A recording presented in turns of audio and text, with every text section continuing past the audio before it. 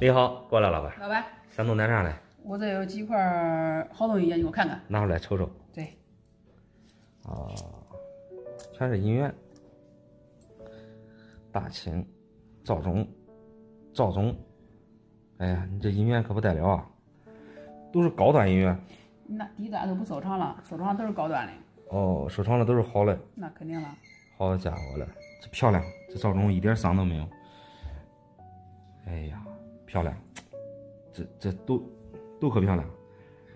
哎呀，别说了，你这赵宗，我跟你说，漂亮的很。还有大清，真是一点伤疙瘩都没有，真漂亮。保存的好。保存的好。嗯。好家伙了，哎呀，连边齿都一模一样。哎，搁哪弄的？你说说呗。搁哪弄的？这俺爸嘞，俺爸不是喜欢收藏吗？哦，恁爸喜欢收藏。嗯，俺爸是教学的，上一辈子吧，60多岁了还没退休嘞，到现在挣的钱没见过他1分钱。都埋这了。那都埋这了。啊，一个屋里全是这。全是这。对，我今个顺便拿过来几块，你看我这几块还有几块呢。对，还有。咦，我都拿过来个10来块，你看看。啊，我看。哎，别说了，你这几块，我跟你说，都一个共同特征。漂亮，都完美，都一模一样。哎，还有北洋，哎，还有湖北。别说了，你这银元，我跟你说，我只能给你点赞。清一色的漂亮，这保存的真完美，真漂亮。对呀，我问他，我这银元一万都是这带龙的，我咋不收藏那冤大头哎？啊，他的带龙的值钱，冤大头不值钱，他跟我说的。哦，我才知道这都是带龙的，你看是不是？看了你这些银元啊，我再猜一猜他搁哪弄的，他肯定是搁古二街买的。古二街买，他1月几千块钱工资都买这，古二街不得可便宜吗？这多贵哎！那你这按理说都像这一块，拿这个北洋举例子吧，还是29年了，哎，就这一块啊，我咋说呀？这，我跟你说，这得上万。这上万，那可是一辈子的工资啊，他不是说这1个月2月的工资啊。对呀，都拿你这个赵宗来说，啥都没有，完美的很，全字口，全边齿，全龙鳞，一点伤一点磕都没有，而且3个一模一样，就像这样的。这都是稀世，很少见。我手上我收元干那长时间了，你一下子拿过来10块，全部那么完美。我说实话，我这我真没见过，明白吗？你一说，我都知道他搁哪买的，古二街买的。古二街对，只有古二街才有这些东西。这正八经的银子呢，这一看都是银子的。那银元肯定是银子的呀。就是说实话，我跟你说，那有的还是白铜的啥东西嘞。看到没有？看边齿一模一样，清一色的一样。这边齿做的，我跟你说，只有机器，现在的机器才能做出来这样的效果。过去的边齿没有一个一样的。而且你说实话，我这看了我这只能说佩服恁爸的收藏，真是，他是再收藏几十年，我看还都这个境界了。这是真银假币，知道吧？这能值多少钱啊？别吭声，别打住。你的意思说这个银元是现在做的，不是以前老的。这是现在新银元，这哪是过去的银元？那吧，你这拿回去吧，好吧？我这拿来，你给我说这能值多少钱啊？银子就一个银子价钱，能值多少钱？你说能值多少钱？给，你还收着吧。我跟你说，你这恁爸，你这一说，恁爸都是国宝帮，典型的国宝帮。不是，这老头是不是上当受骗了？你也骗他了？你自己想想嘞，是不是？他一辈子工资都买这了，咱这有几十万工资，咱弄点这银元？那我只能说，恁爸收藏他是国宝帮。我给他说吧，他买的银元不用叫你看看，他不愿意，他非得说不叫你看，这我偷偷拿过来的，跟你说。好，叫你来看看。没事，你回去给他好好的上课，问清楚搁哪弄了吧，好吧？能退都给人家退了吧，啊？那中，好，谢谢你啊。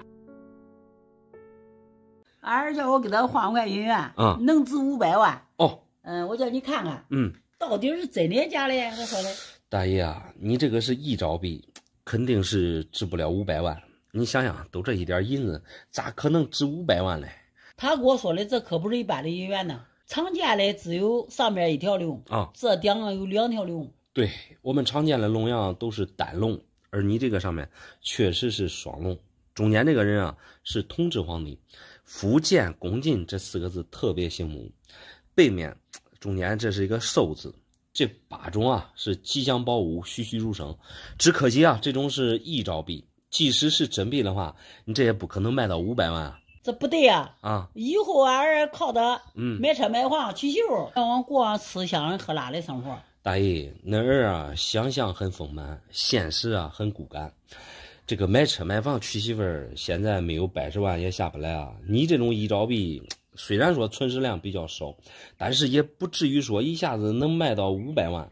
你拿来的这个真假，它还是个未知数的。我听他说已经找专家鉴定过了，卖了几年还没有卖掉，手里没有钱支撑了，这出去打工去了。大爷，我听你说话语理不通啊！你这找专家鉴定了500万，很有可能是遇到了骗局。给你估500万，这价格太不靠谱了。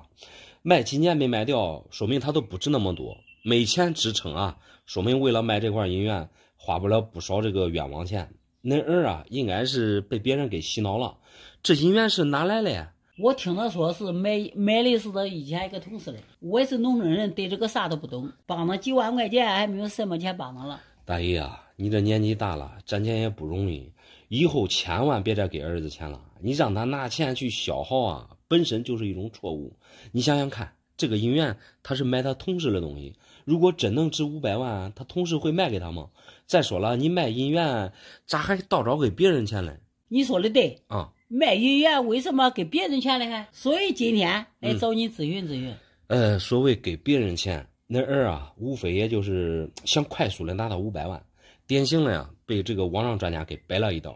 像这种双龙寿字8宝一招币啊，虽然说它这个存世量比较少，但是不至于说一块能卖到500万。因为这种银元啊，是我们个人联合当时民国造币厂做出来的纪念币，和现在发行的各种纪念银币啊差不多。它这个在银元里边啊，并不受到很多人的认可，知名度很低，玩家比较小众，上不了大台面，而受到冷门的对待。但是你这个双龙8宝，首先我看它这个币面包浆并不老啊，这拿手里边这不是一眼开门的状态，这么着从民国到现在，对吧，也好几十年了。看一下它这边齿，你看一下，细看一下这边齿也软的不行，边齿整齐划一，这毫不夸张的说，也都是一眼假近现代的东西，确实是银的，真银假币没吧？市场价200块钱一大管吧？才值200块钱吗？对，你确定不是值200万吗？那不是200万。你说值200块钱吗？俺儿听见不说怪花花，他为这个银元花了10来万了。大爷，恁儿这种坚持的精神啊，确实精神可嘉。你花了10来万，只能说明啊，他这个入戏太深了。你平时应该也没有太多的这个社会经验，你稍微有一点常识的话，也不至于说你撞南墙啊，转了好几年，而且一下子为这价值200块的银元花了10来万啊。他都是特别相信你走了以后他就叫我给他放好，这可咋的嘛，我也劝不住他。哎呀，结领啊还需细领人，等他下次回来啊，对吧，你带着银元，你顺便叫那儿再带过来，我给他好好的交流沟通一下，给他好好的讲讲这网上专家的套路，因为他亲身经历过，更有针对性。这个银元你还给他放好，省得他到时候找不到该六神无主了，带给你不愿意就可麻烦了。给他还拿回去吧。好，谢谢你，谢谢你，没事500一个，我买俩同样啊，网上一查那30万块钱一个哦，你帮我看看卖了亏不亏？能值30万一块的银元并不常见啊，你500一块买回来算捡大漏了。来，我看看啥来。这也是我从一个农村大爷手里买的哦，他当时要找一分钱哦，所以便宜卖给我了。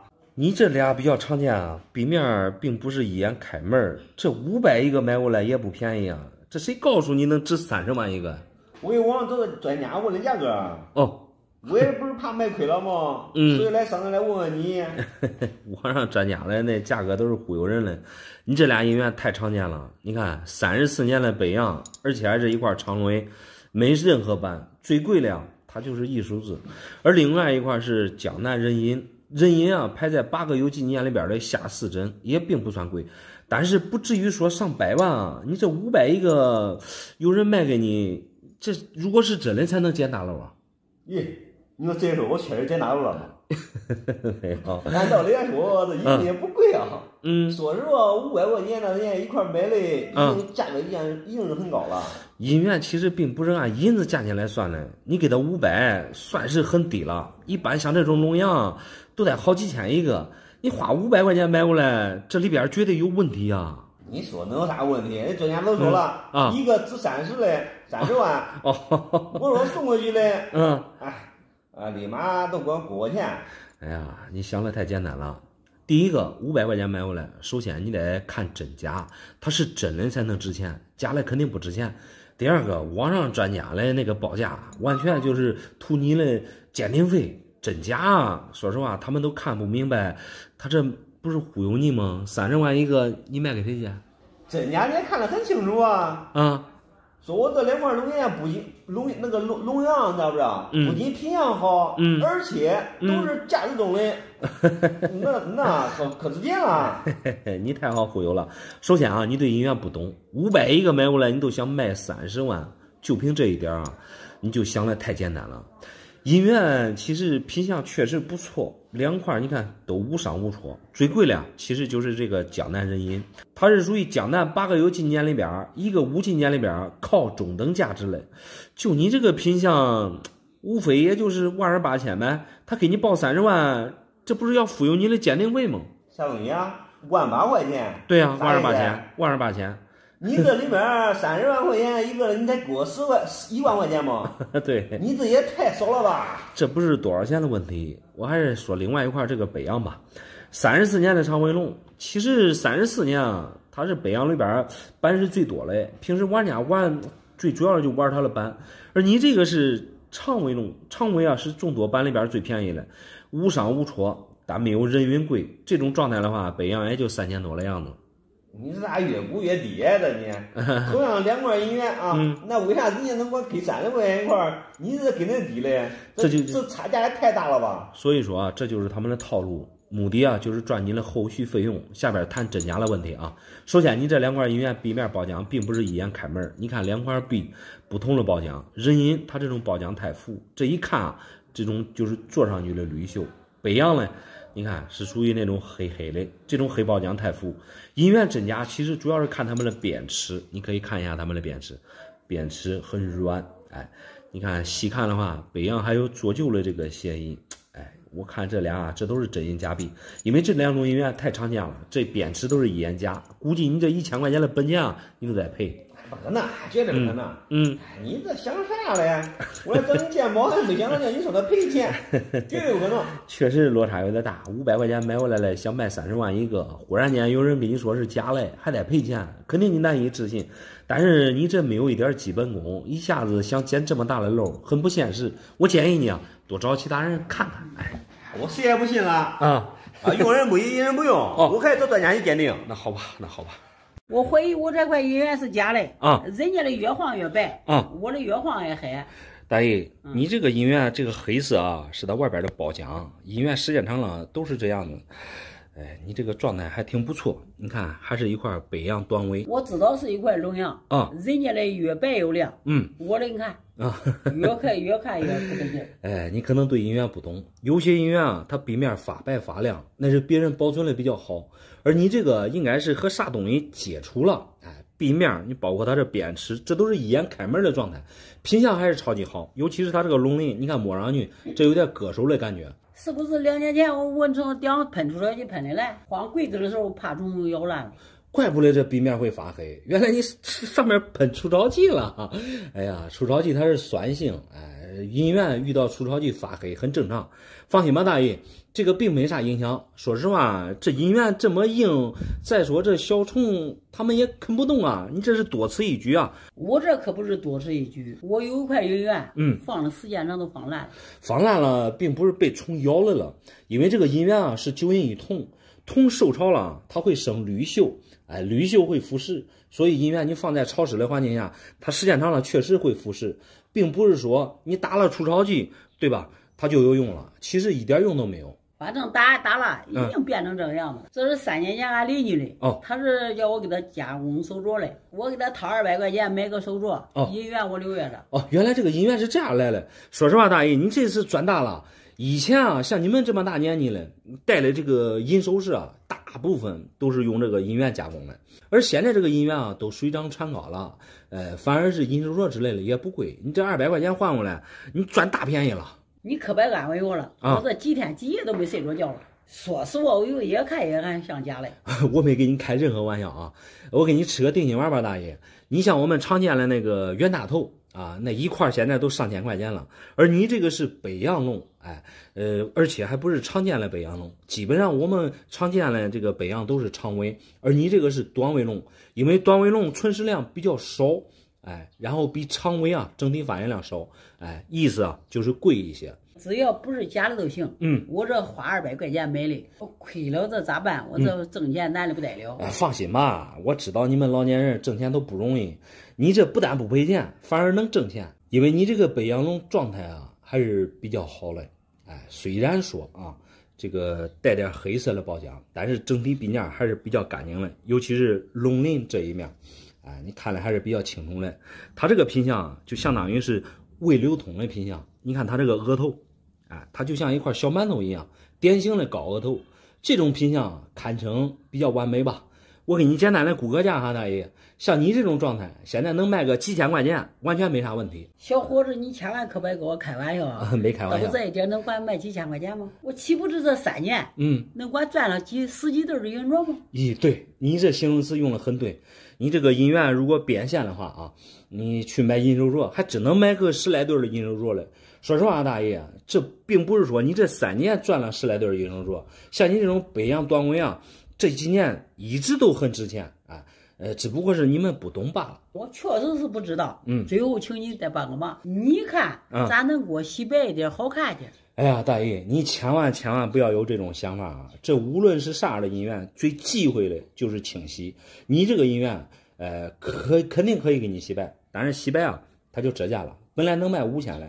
现在就变成4000了，你说现在还能洗白吗？那不洗了，赔钱谁还会去洗？只要不是假的就行了，我兜了都很开心了。没事，大爷，你看拿回去放好多了你不要小看我是一个农村人，俺家传的这块银元不得了，正儿八经的，双龙寿字碑，贵得很。大爷，你这块银元确实不得了，正面是2条龙，中间是一个寿字，这种双龙寿字碑我是第一次见。你不要以为我啥我虽然是个农村人，但是我现在手里这个有数据，一块银值多少钱，我心知肚明。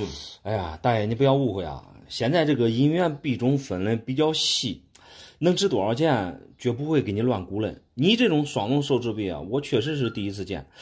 没想到这个背面竟然是李鸿章，而且还是1两嘞，这很明显你这重量有点不达标啊。重量绝对没问题我都出斤点称过了正好是26.5克。26.5，它这个是常见冤大头的重量，而你这个上面写的你看很清楚，1两。这因为过去1两是37.3克，所以它们之间的差别就在这儿。我这只是随口问一句，这银元搁哪来的，大爷？你这一问我就知道有问题没问题。这个银元是我家传的，我老父亲前几年给我的。前几年给你的。我看这和家传关系不大，一般我们个人家传下来了，通常都是这个流通货币，而你这个虽然说是双龙寿字币，但它却属于异造。我们行内说的这个双龙寿字币啊，是广东省造的，而你这个纯粹是个人模仿这个双龙寿字币做出来的。你这个如果是真的，大概也就几万块钱吧。几万块钱恐怕不行现在已经有人给我出100万了。100万。我个人感觉还是网上专家靠谱呀。这个网上的专家的套路，大爷你得了解一下。即使你这个银元是真的，它也不可能值100万。你可知道这种异造币它的受众群体小，虽然说它这个发行量少，但是玩家不多。像你网上专家说的那个100多万，它这个价格支撑不起来。而且网上专家他都是借高价忽悠咱普通人，尤其是像你这种不懂的，他纯忽悠你，他后续要忽悠你的鉴定费。你别磨叽了，你说网上专家要忽悠我，因为现在你也拿着呢，看看能给我多少吧？不是能给你多少钱的问题，但你可能没搞明白核心的问题。你这个双龙手指臂啊，它上面印的是1两，而它的实际重量只有72分，足足少了将近3000的重量。因为过去是银本位，它这个重量不可能存在这个偏差，这是其一。第二，银元虽然说是1兆啊，但是咱就按普通银元的标准来说，第一个，你这个壁面包浆不行，这一看就没有老气儿，而且壁面压力我感觉也不是太行。看看它的边齿吧，你看它这边齿，这整体啊就像一个模子做出来的，它这个边齿啊整体划一，而且还比较软。大爷，你这个银元啊，我看也就是一块真银假币，真银假币市场价现在也就200块钱。哎呀，啥呀？你这一块这么好的银元才给200，连本钱都不够。我爸说他是600块钱买回来的。哦，老爷子600多块钱买的。刚才你说的是假传嘞，这现在变成600块钱买回来了，这说话有点自相矛盾啊。假传，这人家也是假传的。哦，别人假传的。对，别人假传的。哦，别人假传也算假传。对，我估计买回来的花600块钱的。我明白了。但你这个银元，说实话，它就是一块真银假币。虽然说是1兆币，虽然说是银子，但是卖不了100万。你这个东西1兆币的话，说实话，价值也就那么多。这真银假币市场价也就一个银价而已，也就200块钱。你想卖100万，确实有点难。这只是一个市场价，这些东西俺没法要，只是给你估一下。这个具体200块钱我不卖了，我拿走吧，还拿走吧，还拿走，留着玩吧。这些东西留手里边玩。这一次我发财都难了。这一不小心啊，俺婆婆送我一块房地用过的银元，没想到一下能值几百万。你这个是龙凤一角小银号，并非是什么皇帝专用银元。确实是老包浆老味道。虽说平时不常见，但也不至于说几百万啊。刚开始我都没想过能卖几百万。但是现在有人说这个包浆好，优点比较多，反正说的太多我也不懂。包浆确实不错，优点细看的话算是原汁原味吧。因为银号个头小，极少磨损，也不是值几百万的理由。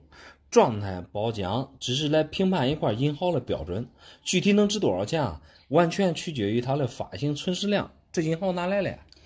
在这个10几年前，我结婚时候婆婆送的。当初我嫌弃它小，还嘲笑说没啥用，都往那一放都很多年了。确实个头不大。这种银号在过去就是辅币一角，你看它上面写的很清楚，每10枚当1元。在过去10个这样的一角才换一块冤大头，因为它上面刻的你看有龙有凤。对呀，这个寓意很好，龙凤呈祥嘛。所以从过去到现在，大多数都用在结婚上，取一个好寓意吧。你说的太对了10几年前我确实看不起它，现在这个价格我确实高攀不起，一定是皇帝结婚用的东西啊。皇帝结婚用的确实有一定的误解，或者说是有些专家以此来糊弄人，夸大其词。你看上面写的很清楚，中华民国15年，那时候末代皇帝溥仪早就逊位了，所以说有些人说是皇帝结婚用的，这个说法站不住脚。另一种说法是皇帝用的也站不住脚，民国15年就没有皇帝了，这咋是皇帝用的呢？我就不管是不是皇帝结婚用的了，反正我是一个比较现实的人，就银元上带的龙太少了，就值钱了。说实话，你这个如果是真银元的话那确实是很值钱，只可惜你这个是小银号，你可不要陷入王婆卖马自卖自夸的这个白日梦啊。我可从来不做白日梦啊。你说我这块银元值钱了，那可是大名鼎鼎的广州专家准备给我掏300万买走了呀。你可拉倒吧，他们说了300万买走，你千万别信。不信？难道银元是假的？首先，你这个小银号假到不假，这笔面拿上手，这都是一眼大开门的状态。我告诉你，为什么说不值300万？最主要的原因就像这种一角面值的银号，发行量大，真正值100万的是那种龙凤1元，大小、重量和冤大头一样。因为它那种是属于实铸币，数量比较有限，所以才值钱。而你这个一角，广州的专家给你报300万，完全没有一丁点依据像你说的包浆好，即使它是原味的，它也不可能升值几百倍啊。优点再多，无非也就是没有多少的这个流动痕迹。很明显，他说的这些话都是站不住脚的。反正你们是同行，有时候有地位也很正常。反正他准备给我出300万，你看你能给我多少吧？你不要混淆视听，完全没有任何诋毁，300万，哎，他们也不会真给。如果说啊，这个能卖300万，说实话能找出来几百个，哎，比你好的状态多了是。你不要太天真，网上专家的套路很明显，无非啊，也就是通过这个银号想忽悠你的鉴定费呗。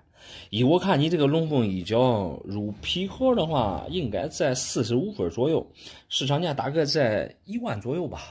1万？对，你别闹了，人家给300万，你却估价1万。对，这我想给你这边的鉴定费也不想掏了。你误会了，这个给你估个价，鉴定一下，并没有什么费用之说，举手之劳而已。这个因为这个龙凤一角啊，是属于恁自己家的东西，对呀，千万不要有什么这个突发奇想，稳扎稳打，多找这个实体店，哎，问问价。实体店给的太低了，你说几千上万嘞，不如在人家300万面前塞牙缝来嘞。你可不能自己骗自己啊！我给你报1000万，你是不是更开心？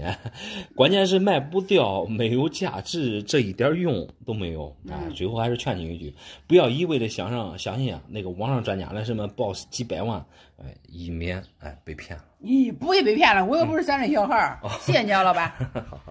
我这手里边有2块带龙的银元，俺亲戚朋友谁看了谁说是假的你看看值不值2000？2块带龙的银元值不值2000？一听你这价格，这里边绝对有啥问题。来，我看看啥呗。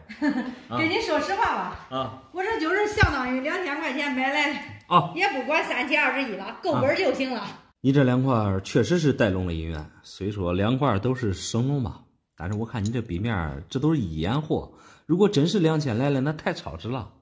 老板，你最好还是看仔细点我朋友说，像这种笔面发黑的，通常都是现在造的假币。假币真不至于，那朋友说了，应该是那种真银假币。真银假币啊，通常它这个边齿是做了不出来了。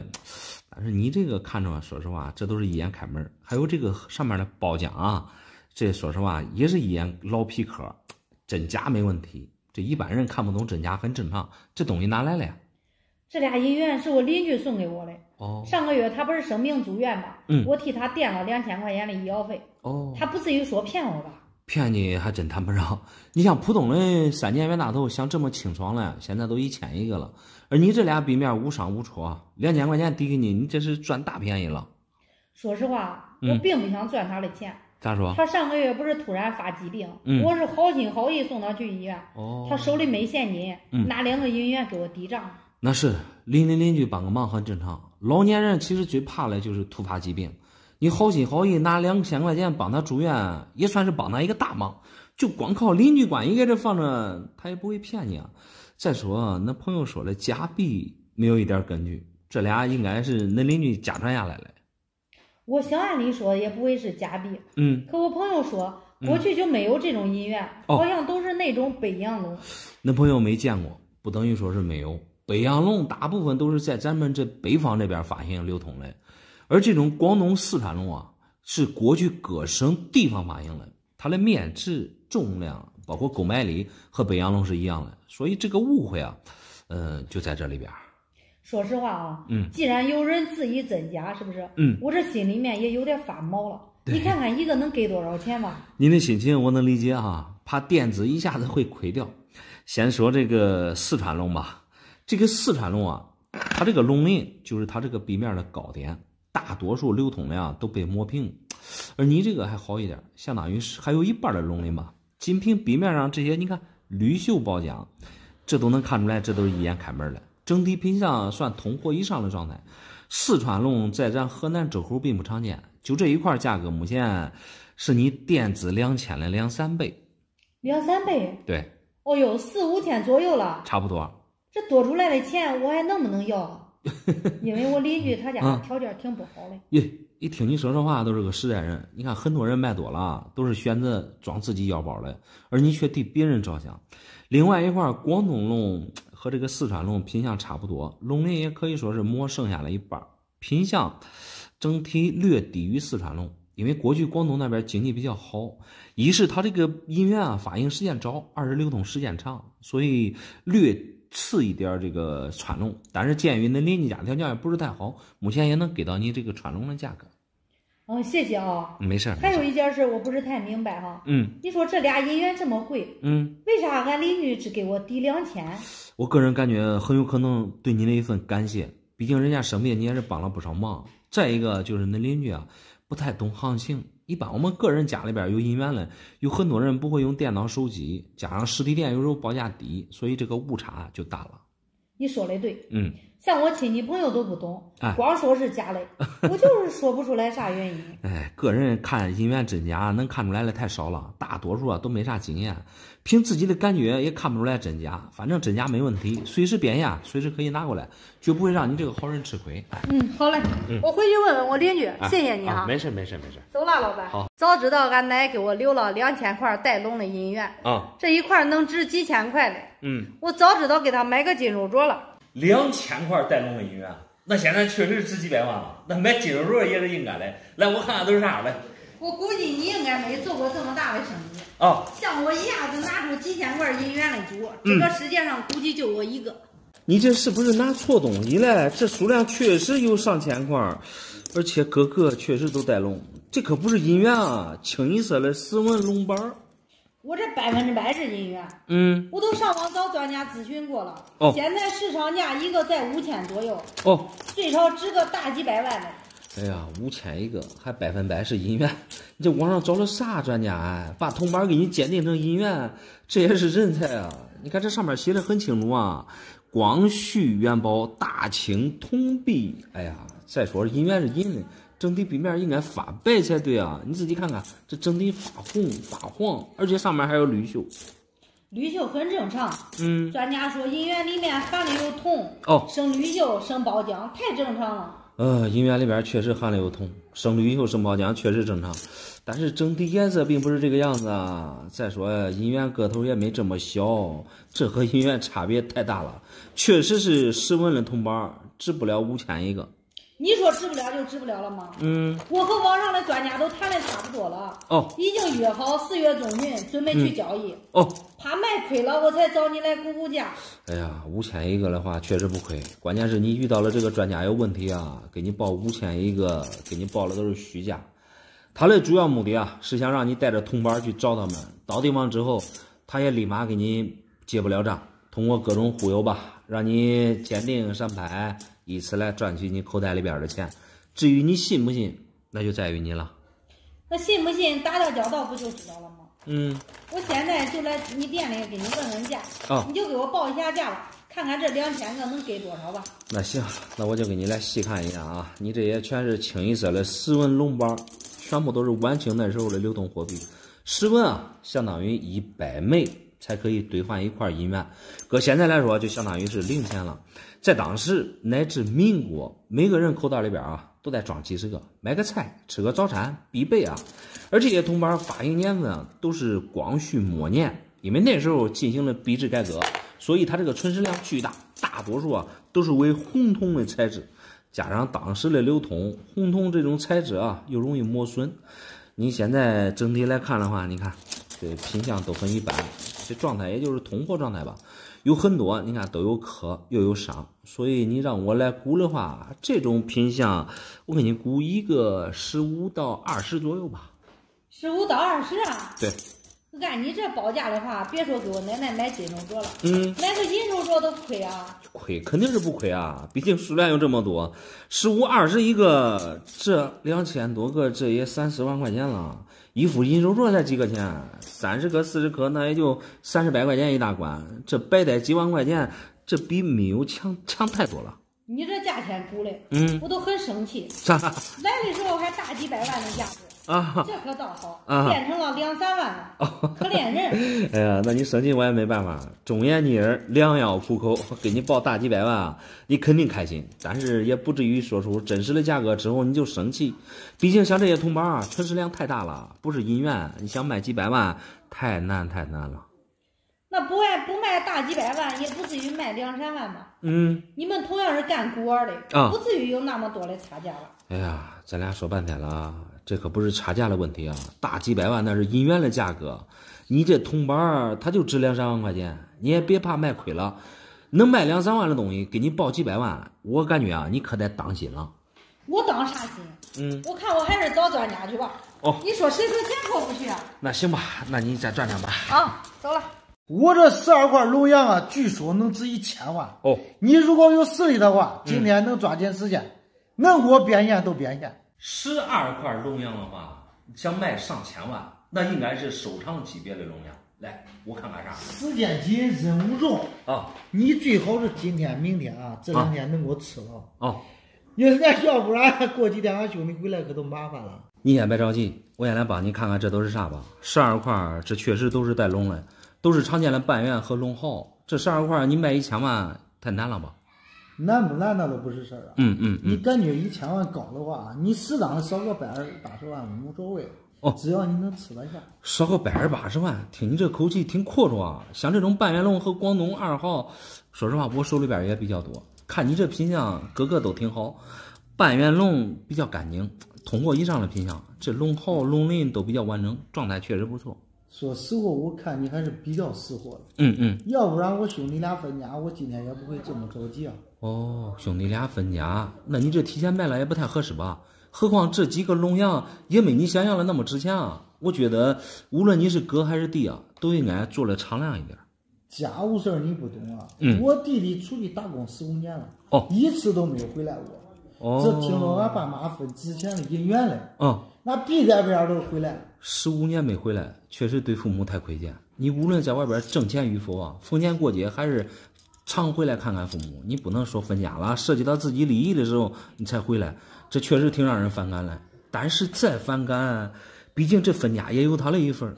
人家大老远的都回来了，这12块龙阳，你看在兄弟的份上，也得给他分了。你不能因为这点钱伤了兄弟感情啊！老板，你正好说错了。这可不是几千几百啊！一下子900万上1000万，给他就是对他的放纵。几百万上千万还真谈不上，因为你这些半圆和龙号都比较常见，存世量巨大。虽然说品相好，但不至于上万，除非啊你在网上遇到了那些专家他的骗局。没有遇到骗局，因为我对银元不懂。也就是上网找找别人给我估一下价。没想到一估价，竟然价值上1000万不多。对啊，像你这种普通常见的银元，一下子给你估到上1000万，这就是他们骗局的第一步。我先来给你讲讲这2种银元啊。严格的来说，他们俩都属于辅币。过去袁大头是1元，像这种半圆龙是5角，重量只有袁大头的1半。这种2号就是袁大头的1/5，因为过去是银本位，银元银号之间可以相互兑换。我这样说你能听明白吧？能听明白啊。像这种广东2号啊，是广东省发行的。过去人啊，广东人兜里边都装几个，因为使用率非常高，所以存世量巨大。你这几个品相状态虽然说非常好，但是也有它的市场价，200一个以内吧。啥呀？200以内？对。你的意思是这6个卖完才1000多？哎，对。你贬低这么便宜，这啥意思？贬低倒不至于，因为广东经济比较好，像这种5克多重的耗子，能上百，溢价已经很高。而这种云南半圆龙属于新龙，打了虽然说是光绪的旗号，它发行的其实是民国那时候，含银量是所有银元里边最低的。基本上这种半圆龙啊，品相都不好。虽然说你这几块品相还不错，我细看啊，你这有的还带回珠，给你按300一个来算，6个不到2000。你这估价估的太低了吧？我还以为价值上1000万呢。上不了。我这准备耍小聪明变现了。确实上不了100万、1000万。网络专家啊，给你估这价钱，就是想后续骗你的鉴定费。没想到你居然当真了。这耍小聪明啊，也得分场合。小事上你耍一些小聪明无所谓了，这分家的大事上，这咋能耍小聪明呢？幸亏你这些银元银号不值钱，真值个几百万、上千万，那可是大麻烦事啊！你不知道亲兄弟明算账吗？我肯定知道啊。反正我感觉这些银元啊，挺值钱的。不能因为你的几句话我都信了。信不信无所谓，多找人鉴定估价一下也未必是坏事。反正你这些东西啊，别因为这些不值钱的东西伤了兄弟感情。你不行，我再找找别人。那没事，再转转吧。好，我这个兄弟出手太小气了。昨天我结婚，他送了我1块银元。还厚着脸皮在我家白吃白喝2-3天。结婚送银元，这是好事啊！现在1块银元随便买可不便宜啊。来，我看看这样的。好了吧，我特意拿着这块银元去金店问了一下，结果人家直接跟我说，也就20多颗银子，只给我100。你这个是34年的北洋龙啊，100块钱它是按银价折算的，我只能说你去错了地方，100块钱现实中你可买不来啊。你也不用提到大马虎眼，人家今年说的很清楚啊，银元含银量只有80%多，对，这可让我恶心坏了。这有啥可恶心的？银元含银量确实是9银1铜，为了就是防止在流通的过程中生了磨损。你不要在意它的含银量，你这个都已经评级入盒了，要看分看状态。AO53高额头暴龙鳞，这是一块状态非常好的北洋龙。你提起我这个朋友，我这心里就难受。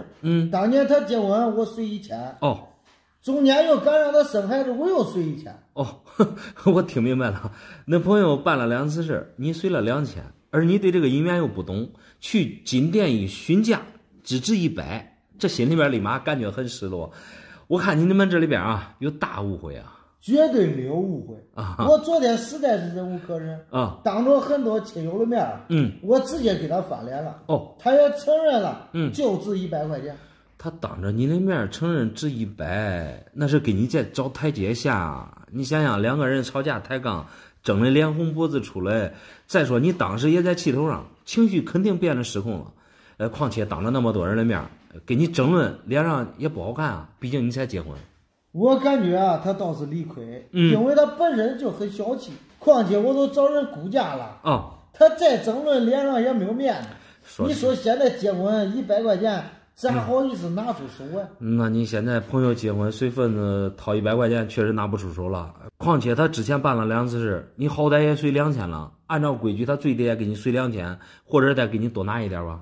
可被你说着了。通过这件事让我彻底看清了他的小气。这样的朋友不交也罢。我看你这情绪也发泄完了，我简单来跟你说一下你们的误会啊。首先，朋友送你这个银元，算是对你婚姻的一份祝福。银元谐音姻缘，寓意着你们的婚姻美满。你搁以前那都是长辈送给至亲用的，因为根本的原因啊，就是银元不便宜。虽说那朋友送你一块，但是你这个好歹是一块北洋。首先真假完全没问题，这都已经评级入盒了，典型了34年北洋长尾龙。首先公播给的是 AO53分，说明它这个底板是 AO 状态的。AO 状态就说明它这个底板好，你细看的话，两面很少有流通痕迹。这个分数啊，在北洋龙里边已经是很不错了。北洋虽然说是长尾，但是状态还是挺好的，尤其是它这个龙鳞，可以说是全龙鳞，典型的高额头。高额头啊，说明它没有怎么磨损，两面的字口你看都是全深大，也算是全内齿了，而且壁面也是传世老味道了。咱说句不好听的啊，就你这个状态的话，市场价没有4、5千，恐怕你也买不到。啥4、5千？对，真有那么高吗？对啊。那为什么今天给我估100，还说银元不纯？对，这就是你们误会了根源所在。因为很多金店员工啊，对银元的价值不懂。他们只知其一，不知其二。银元的含银量80%多，他说对了，价值100，按银价报了，误导你了。所以啊，你这是误会男朋友了。我听你说的不像是假的，难道我真的误会俺朋友了？你可别忽悠我！我咋可能会忽悠你了？你确实是误会男朋友了。这么好的银元送给你，却遭到了你的误会。那朋友没有反驳，这说明啊，他等着你道歉了，赶紧拿回去给他去道歉。哎，是的，是的，你说的对。哎，不懂形势真是耽误事儿，谢谢你啊。没事。俺朋友盖房子呀，扒出来10块银元啊，我花3000块钱给他买回来5块。你帮我看看这一次我赚多少？3000买5块，这全是北洋龙啊，这绝对是有钱赚的。而且我看你这品相，这都是还都不错，包浆还都是一眼开门的，清一色的北洋龙，那应该他不懂，他不然的话不会3000块钱卖给你5块。他不懂，我对银元也不懂，但是我这个人比较聪明啊，我会搁网上查呀，我在网上找了一个专家，说了1块20万，5块这下来是不是100万？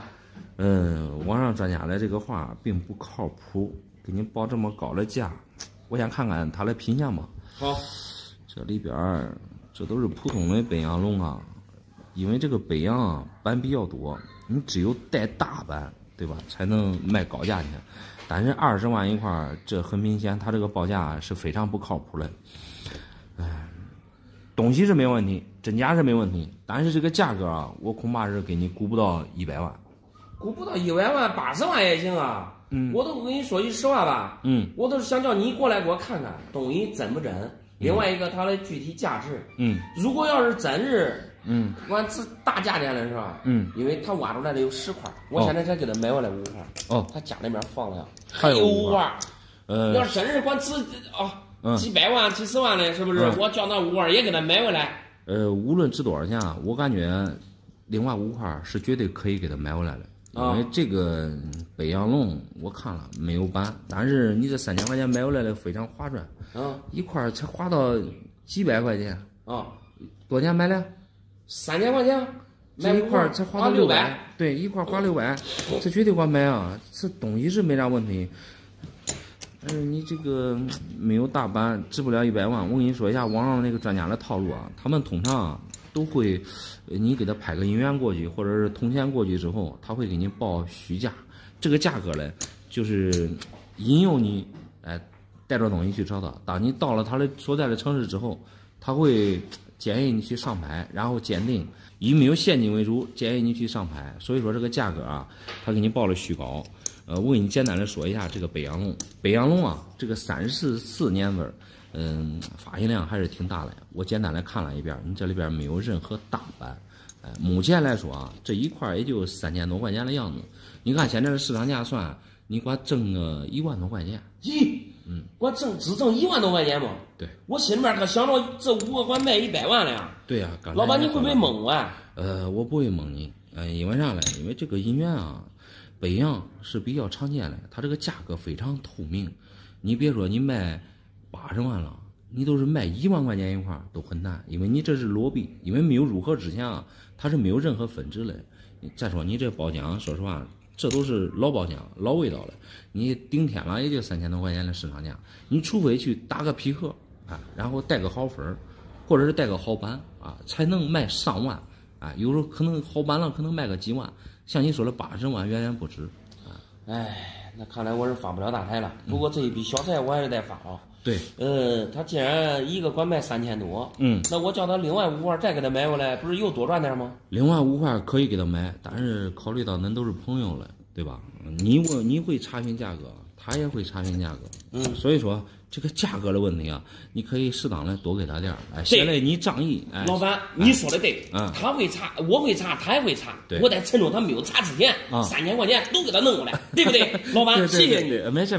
你这说的非常好你说到我心眼里了。这几块你再找别人打价值不了80万。好，别说了，老板，谢谢啊。没事。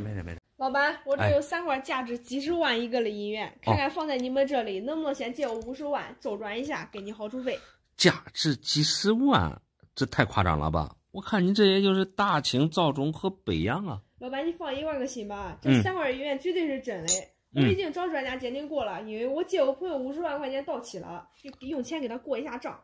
具体过账我不懂，你这是找专家鉴定过，真假的话我看完全没问题。3条龙样品相状态确实不错，老包浆老味道，无伤无戳，好字口全身大。关键性的问题，这啥卖不了50万？不会啊，比如说3个一起了，这3个银元里面随便拿出来一块都是50万的东西，这可是北京比较有名气的专家给我估的价。你不要听那个网上专家瞎估价，他们的话水分大，报告价是另有所图。因为龙阳3000个你搁平时比较常见，况且你这仨龙阳没有啥大斑。具体你说的啥斑我也真不懂，一个专家他们说的话也会有质疑。那我连续找了3个不同的专家，让他们说的话都有水分吗？这个银元能值多少钱啊？其实和你找多少个专家没关系，因为网上专家他们的套路其实基本上都一样，通过报告价以此来吸引你，然后从中呢争取你的后续各种鉴定费用。这仨银元应该不是你的吧？是我男友家里嘞，我们一起找了专家，他把这3块银元放在我这里，我去找我朋友借的钱。今天到了还账的日子。不是我说你了啊，你这年龄不大，但是你心却挺大。你信了专家的话，当真之后啊，给别人借钱害自己啊。既然到期要还账，那都赶紧找那男友协商对策吧。我们哪借的钱做生意都赔完了，就看看先拿给你暂借1天，把银元先放在你这里，用完给你好处费。不是给多少好处费的问题，现在最大的问题，这是啥银元根本不值50万一个。不可能吧？可能不可能了，我先给你讲讲你就知道了。龙阳3剑客，赵中、大清、北洋，这是我们币圈里边币玩的3个币种。你放平时这3个都常见，最贵的呀就是这个赵币中长。虽然说搁过去它这个发行量比较大，但是保存下来品相完好的不多。这个赵中因为它这个币种啊比较单一，它没有板可言，所以能值多少钱完全看它的这个整体状态。你这个比通货要强很多，包浆、字口包括龙鳞都没啥可挑剔的。仅凭目前状态而言的话，这个卖个1万出头完全没啥问题。1万，它是里面最贵的一个。对对对，你这价格可不要吓唬我呀！你这和专家估的价差的可不是1点2点啊。我明白你的意思，毕竟1万和50万相比差距太明显了，但是这个价格才是最真实的银元行情。另外这2块很明显和赵中差距就大了。这个大清玄山啊，它是排在第2位的，你看一下它这个尾巴出云是属于深斑龙，花枝龙鳞，哎，没有挑剔。这个包括字口也是全身大，状态确实漂亮。另外一块这个是34年的北洋龙，哇塞，这还是个短尾，哎，龙鳞状态确实不错。哎，反正这2块我也没看出来有啥问题。哎，在我们个人家里边，这个状态算是1顶1了。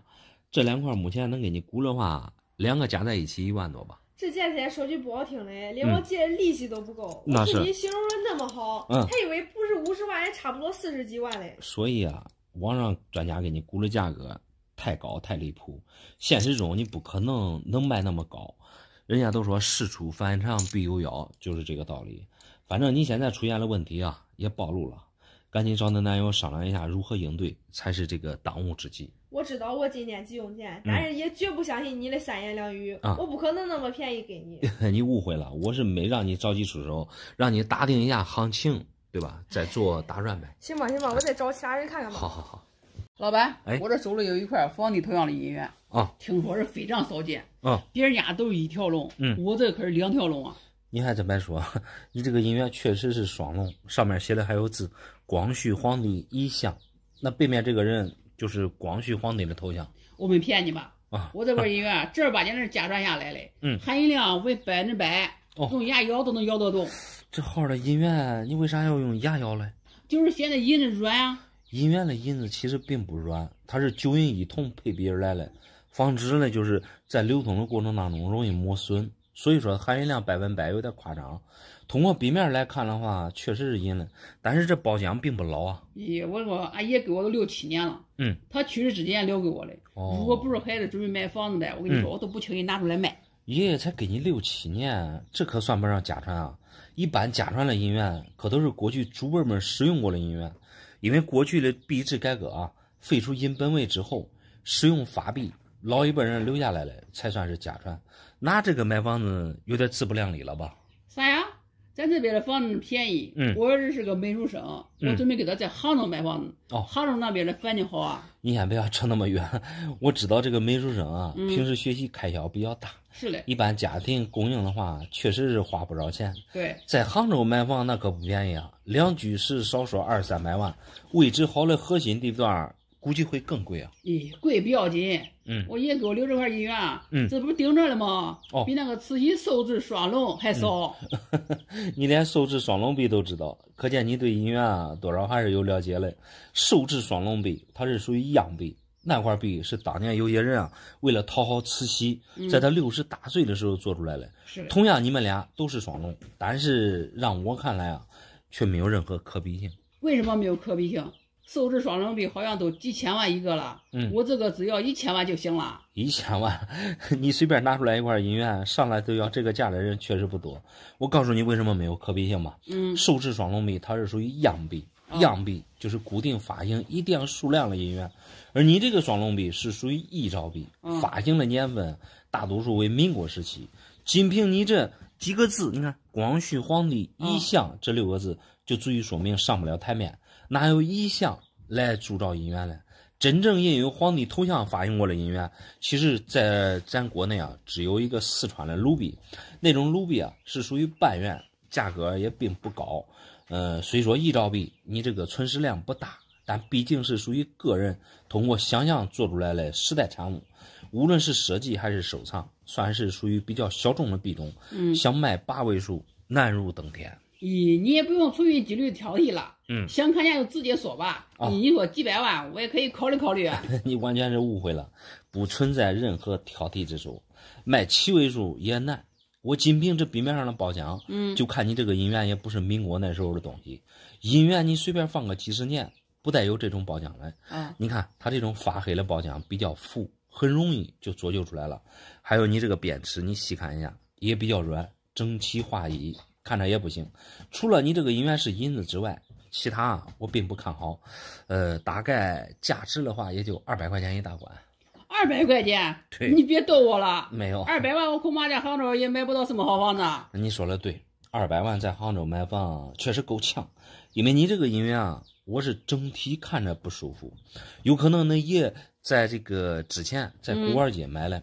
因为这个真银假币啊，它也不需要太大的这个技术含量。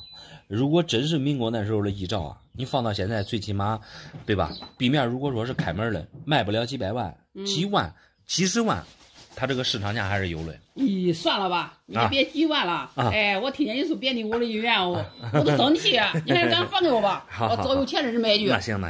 第一次和直男相亲见面没想到他送给我一块龙洋，估计这也值不了上钱。第一次见面就送给你一块龙洋，现在的银元可不便宜啊！来，我看啥来？那不便宜也值不了几个钱儿。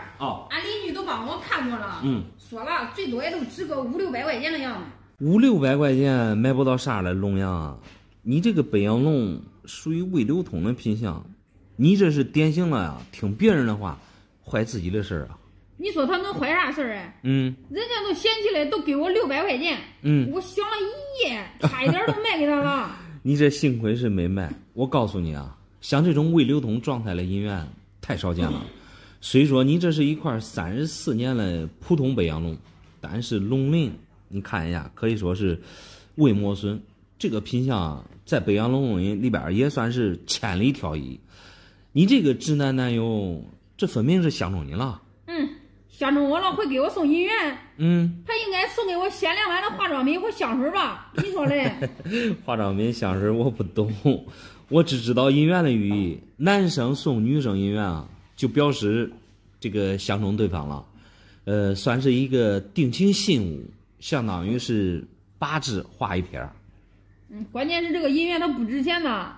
俺邻居是个万事通，都只给我600块钱，你说可要不可要？那我说实话一点都不可要。那邻居这是他这个开价显得太不地道，给600完全没有一丁点诚意。现在最曲主的那个冤大头价格他都上千了，何况你这种未流通的北洋龙呢？反正你还没卖给他，咱都不说他了。那没卖给他吧，是因为我还有顾虑。主要是相亲要求高了点儿。我是以现金为主的。然后少了我都不给他继续谈了。谈不谈啊？你这个三观也得正，能第一次见面送给你银元了，可以肯定了，就是他家里条件不会差了。就拿你这个北洋龙为例，你像普通的通货，这怎么着现在也得3000左右了，而你这个北洋，这相当于是从造币厂做出来之后，直接到个人手里边，所以品相非常好。以 MS 带分的话，就这一块是都1万以上了。1万以上了？对。你这价钱咋看的？那俺邻居啥都懂，他都只给600块钱，那不能错几十倍啊！因为那邻居看你对这个银元不懂，所以他给你报的这个价格太虚。咱说句不好听的，就这一块银元26.8克的重量，你就是把盒子砸了，你买废银子也能卖个100-200。再说北洋34年啊，这都是100多年前的东西了，又保存了这么完好，给你600啊，完全是扯淡。那你给我1万多，那凭啥呀？那你肯定也有利可图啊。对，你可别是说着玩忽悠我了呀。肯定不忽悠你，做生意啊，绝对是有利可图。我来给你讲一下这里边的巧吧。首先啊，你这个北洋龙状态不错，北洋主要是看它这个龙鳞，你这个龙鳞没有丝毫的磨损，壁面也相当的非常干净。稍微细看的话，你看还稍微带点光，就打个比方啊，你现在入的是公玻的盒子，暂且不管它有多少分，我就砸盒去入一个皮盒，也就是我们行内所说的拨分，入皮盒能给 MS 以上，这就是好几万的东西了。即使它不带分，UNC 记不着，这也得2万左右了吧？咦，那要照你这样说的话，那俺邻居心思可太坏了。对，差一点我都相信他了。哎，那邻居这个人，咱过多了也不评价他了。反正这个姻缘你也没卖给他，因为你这是相亲第一次，你这个男友送给你的，你没卖也正好。哎，今天你来了只是估估价，你要是想出手，哎，今天我也可以给你留下。那我都不叫你留了，我白出了啊！我不能因为这一点钱，万一错失一个富二代咋办？对，那有这种想法就对了。哎，这一次分家直接分了100块带龙的银元。我这上网一查，咱这喜万人啊，这一下子直接从草根升级成亿万富翁了。说实话，现在带龙的银元一块真不便宜，分家分100块，确实不是个小数目。来，我看看都是啥的。这一下子卖完，我还真没想好啊，这个钱该怎么去花。如果你有实力的话，我准备先卖一块换点钱。你这哪是啥银元？这和我们粉币个头差不多，这是一角的镍币，上面确实带龙，但是很廉价。这不是因为是什么？在我们家里已经传5代人了。这一次分家，多亏我聪明呀。2间宅基地我都没有要。我只为了得到这100块老银元。是不是银元不带给你胡扯的？银元个头比他们大多了，你这是镍币一角，大小你可以看一下。再说这上面写的很清楚啊，一角这个是溥仪在东北当傀儡的时候发行的，镍币容易磨损。哎，你看这上面的字口图形，这都看不清楚了。明明看得很清楚，你可不能因为这一点小毛病挑毛病啊！没有，人家专家都说了，都估过价了。100万一个，少了可不行。100万一个，其实像你这天真的人啊，我每天都能遇到很多。价格先不讨论，就讨论你这么大个头的，大多数啊都是1角的、2角的。这个10个1角啊，在过去就像那种银毫可以兑1个冤大头，因为过去是银本位，1角的银毫重量正好是冤大头的1/10。你这连银子都不是，在过去很多人都不认这个钱。我不管过于认不认，只要现在有人认就行。这100个轻轻松松，我能卖1个亿，我就直接躺平了。哎呀，你这想的太简单了，哪有这么值钱的镍币？像我们普通人家里边啊，基本上都是常见的居多。你这一下子分家能分到100块，你想想，别人家里边也有很多这种镍币。如果真值100万一个的话，那应该是津巴布韦币，随便买个饭店，津巴布韦币都得几十万。你别给我开玩笑啊！没有开玩笑，我可是认真的。我知道1个亿的支票都给我准备好了，就等我带着这个老爷爷过去了。你过去，别人也不可能给你1个亿。我告诉你吧，这种镍币存世量很大。这种镍币啊，虽说在咱东北发行了，但它确实属于日本发行的币种。提到日元，你应该知道，稀烂便宜。量大也就注定它卖不上价钱。无论我们玩什么币种啊，你只需要记住一句话：品相差了根本就卖不上价。镍这种材质本身就不值钱，它和那个铝价格差不多，做出来的钱币啊最容易变形了。你自己可以看清楚来，你拿过来了10个，这里边得有8个，这基本上都是模糊看不清楚了。这在我们币圈里边用流通痕迹很明显来形容。这个量大加上品相差，你就是值钱的币种，像这种情况你也卖不上价。另外，你像网上的专家，有很多都是忽悠人的，都是通过抬高价，向不懂行的虚报价格，借机来骗取客户的后续费用。你得适当的了解一下这里边的内幕。我了解啥呀？你也不用蒙黑别人，还是来点实在的吧。就我这带龙的银元，你一个能给我多少钱吧？我看你这也不太相信我说的话。就你这种镍币的品相，我个人看，也就是几块钱一个的样子，因为它这存世量太多了。啥呀？几块钱一个？对。你的钱是黄金做的，恐怕也不行吧？你休想当我是小白啊！少100万，我还真是不想卖。卖不卖，这是你的事儿。我该说的也都跟你说过了。无论这种镍币值多少钱啊，我建议你先学习一下，了解一下它的发行量，或者是比葫芦画瓢，先花点钱买几个和你这一模一样的镍币回来比较一下。哎，比较一下。对，100万一个，我哪买得起啊？我不跟你磨叽了，我去找其他专家拍卖去。好，行，给你这也拿着吧。俺这俩孩子为了这5块银元大打出手，这局面我是收拾不住了啊！你帮我看看该咋分？2个儿子分5块银元，其实根本就不用大打出手，直接变现，2人分钱不就行了吗？来，我看。关键是已经给他俩分清楚了啊！现在是大儿子先给他弟弟，大儿子给他弟弟不愿意，说分给他弟弟的银元太值钱了。那你这5块银元，这除了这4块常见的云南半圆龙之外，另外1块这竟然是寿字双龙币，那问题应该出在这个币上。可被你说着了啊！大儿子说那个大的价值上亿，那是嘞。你说我们普通人家，哪有人会有那贵的银元呢？你说的对，我们普通人家没有上亿的银元。这个寿字双龙币如果是真的，价值啊确实过亿了。不过我看你这个咋是黄了呀？不认识了呀，还以为是黄金呢。倒是你另外这4块云南半圆龙，说实话很常见，也很便宜。这恁大儿子如果当真的话，那他们俩不生气才怪嘞。可被你说着了，我大儿子说我2口子分家相天，给他4个有破有旧的小银元，给小儿子有贵又是黄金的大银元。那从表面上来看的话，确实容易产生分歧。毕竟这2种银元，你看大小、颜色不一样，加上你这俩孩子对银元又不懂，所以啊，容易产生误会。你不知道，这个家务事难断。对，其实我也是无心之举。那是嘞，手心手背都是肉，打心眼的，真没有好吃过比。你说的对，这个清官难断家务事，这做父母的心情啊，我能理解。关键是现在啊，你看人人都有手机，这上网一查，大概价格它就有可比性了。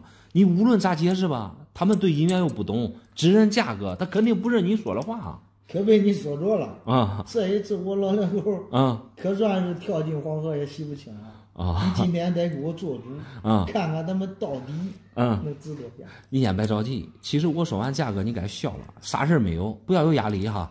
你这个事儿啊，其实非常好解决。就拿你这个寿字双龙币来说啊，这个是当年为了慈禧祝寿而铸造的银元，全世界范围内，它的存世量现在可知的呀，也就2枚，1枚在博物馆，另外1枚。它是通过拍卖会拍卖到个人手里边，现在可估的价值啊，一个寿字双龙币大概在大几千万一个。乖乖嘞，我真不知道这一块银元能值几千万啊！这还是我以前在俺家老房子里捡的。这么贵的话，这个事儿就不好办了。其实很好办，我刚才说了，这个双龙寿字币啊，它是银元，但是你这个我看不是黄金，你看它这个做工非常粗糙，这一看就是黄铜。这洗的那干净，我只能说啊是老假。个人看的话，分文不值。你可别开玩笑了。分文不值，那小儿子该不愿意了。好歹也分给大儿子4块银元呢。哎，这4块，这是云南的半圆新龙，这都是一眼开门的东西。但是也很无奈，目前价格并不高，因为他们的整体发行量比较多。虽说是龙样哈，但都是民国那时候发行了。你这些整体品相算是通货状态吧？我说句不好听的啊，兄弟俩为了这几块银元生气，真是不值当了。因为这一块云南半圆老龙啊，这市场价也都200多块钱，一块是假的另外4块都这么便宜。对，这传出去恐怕让人笑掉大牙。这事儿弄的你说该怎么办？其实非常好办，分家啊，讲究一个公平公正。你把他弟兄俩叫在一块儿，好商好量的。要么一个人要双龙，要么一个人要这4块银元，要么4块云南半圆龙，一人俩，剩下的这个双龙变现。这剩下来兄弟俩平分。如果说这个双龙值5块钱，一个人分2块5，值1个亿，一个人分5000万，就把问题啊交给他们自己去解决。老板说的对，对，这么难办的问题，经过你这一分析，我这啥都懂了。告诉他们兄弟俩一句话：钱财乃身外之物，兄弟俩的感情才是最真挚的。回去吧，回去吧。好，我感觉有那么聪明的人太少了，花小钱办大事。在朋友这里2000块钱买了一价值几10万的银元。你这块银元确实是第一次见，光绪16年造，看来这个人是光绪皇帝了。背面是一条飞龙，这如果真能卖几10万的话，你觉得那朋友2000会给你吗？这叫好兄弟拉我一把。最近这一年，我知道他吃香的喝辣的基本都是靠倒卖这些银元古董证券。你这个乙酉光绪银元啊，属于一招币，这上面带了黑色的包浆，不自然。背面它这是巴西飞龙的设计，给我的印象就是，你看这锡字太软，我感觉这称不上古董。不过恁朋友的刀磨的挺锋利的呀，2000块钱给你相当于是割韭菜了。老板，你能不能正常说话啊？这些银元啊，可是正儿八经的银啊，我都用光谱仪检测过了，含银量89%。我没否定它不是银了，通过壁面看银色的话，略微发暗，含银量能达到80%之多，但并不是说银了它就是老了呀。哎，不管怎么说吧，我这个朋友承诺过我，如果不是银，他就按100倍赔我的损失。所以说我对这个朋友，还是很放心。你不要在这里混淆概念，恁朋友承诺相当于是没虚，这银元你也检验过了，光谱仪显示含银量为89%，这数据啊很清晰明了。再说银子本身也不贵，才几块钱一颗而已。我们玩银元的目的啊，并不是一味的买它的银价，我们玩的是一个老气儿，也就是说银元你得包牢包带啊。哎，这他没说，不过我联系互联网的老师了，已经估过价了，说100%是清朝发行的，能给我估价70万。咱俩都说好一会儿了，是我没讲清楚，还是你在给我装糊涂啊？你在网上找专家估70万，他会2000块钱赔钱卖给你吗？我没见过拱手让一套房的。第二，专家鉴定的是清朝发行的，这纯粹是在忽悠你。像这种一兆币啊，大多数都是民国铸造的，时间点可是明显对不上啊。哎，清朝和民国也就错了几十年。对呀，时间点对上无所谓。只要是银元能值几十万就行。只要他不耽误发财也行。兄弟，你这说话做事一点都不严谨，越是专家越不能胡扯。我来跟你说一下为什么不是清朝铸造了。光绪16年，也就是1880几年的时候，那时候大清银元还没有开照，常见最多的乙酉发行的都是那种10文、20文的铜板，铜板啊就相当于是现在的零钱，在当时啊被广泛使用。其实那时候阴阳作样已经流入我国了啊，最后没办法了，才成立了这个造币厂。像最早的23年机器局，那是属于第一批次铸造的龙样。你现在可以看一下那个23年机器局，它铸造的年份1890几年了，而你这个光绪头像，它印在这个银元上更是胡扯了，因为官方发行过的银元，唯一有带皇帝头像的只有四川卢比，卢比啊属于中原，比你这正好轻一半，所以你这个银元是典型的民国时期个人通过想象做出来的一兆币。哎，对，我这个朋友都这样告诉我的，说让我放个几十年以后绝对有大惊喜。真没想到现在都能卖个几十万，便宜点给你吧。你这个银元我还真要不了。从时间点上我知道这一兆币是民国那时候发行的，但是你拿来了却是近代这1-2年内发行的，因为你看这币呢，它这个包浆不牢，这一看就很明显就是做旧上去了。压力刚才我也说了不行，光绪这一面看着还可以，包括背面这锡字太软了。一般像这种近代的真银假币啊，目前也就是一个银价而已，也就100-200块钱吧。你别给我闹了，我好歹2000块钱买的，你给我200块钱肯定不行。人家专家都说70万，这都不带开玩笑的。我没给你开任何玩笑，倒是网上的专家啊，给你报价你得当心了，他们可不是吃素的。你想想，那朋友2000卖给你的东西，他转手给你报70万，目的何在？无非也就是想挣你口袋里边的钱，你可千万别带着银元去找他们，不然这个损失就大了。得了吧，你给我200的选手，还不让我去找专家，我咋去卖钱？去也行，记住一句话，打定价可以，在没卖掉之前啊，千万别给他们钱。哎，这都不用你操心了。